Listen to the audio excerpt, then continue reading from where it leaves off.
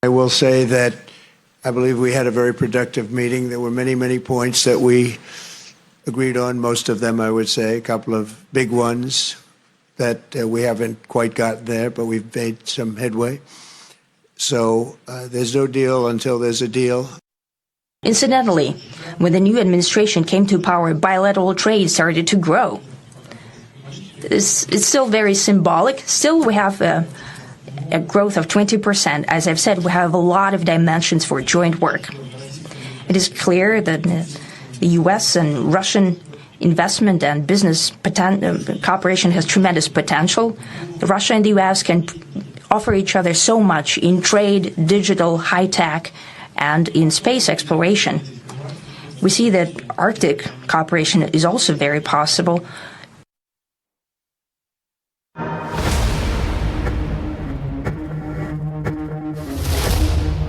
US President Donald Trump is moving from Alaska to Washington and from Putin to Zelenskyy. After his high-profile summit with Russia's Vladimir Putin fell short of a ceasefire, Trump now says he will host Ukraine's President Volodymyr Zelenskyy at the White House on Monday.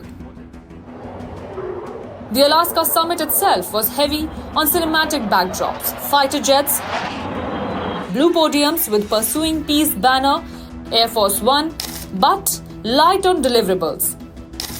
Critics abroad accused Trump of rolling out a red carpet for Putin while getting nothing in return. Senator Jeanne Shaheen called Putin a murderous dictator, warmly received on American soil. For Zelenskyy, left out of the Alaska talks, the White House invitation is both reassurance and responsibility. On X, he said he will come to Washington to discuss all of the details regarding ending the killing and the war.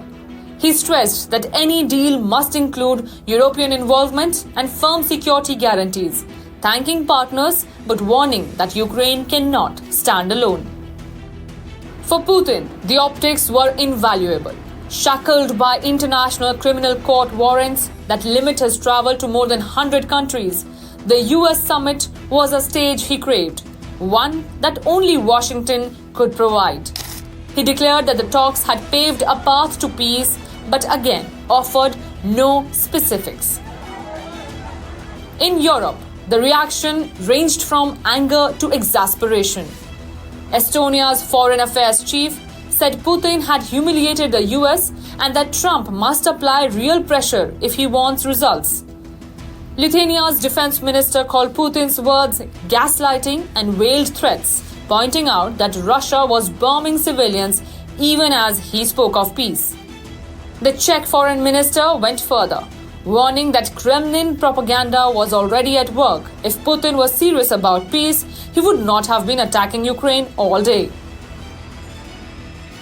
The contrast is stark.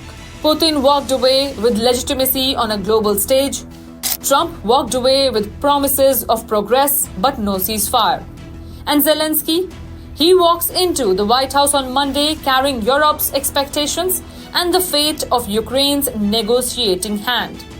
The big question now, will Washington deliver substance where Alaska offered only spectacle? Or will history remember Anchorage 2025 as Putin's photo op and Zelenskyy's uphill climb? Riddhima, Kedia for NDTV World.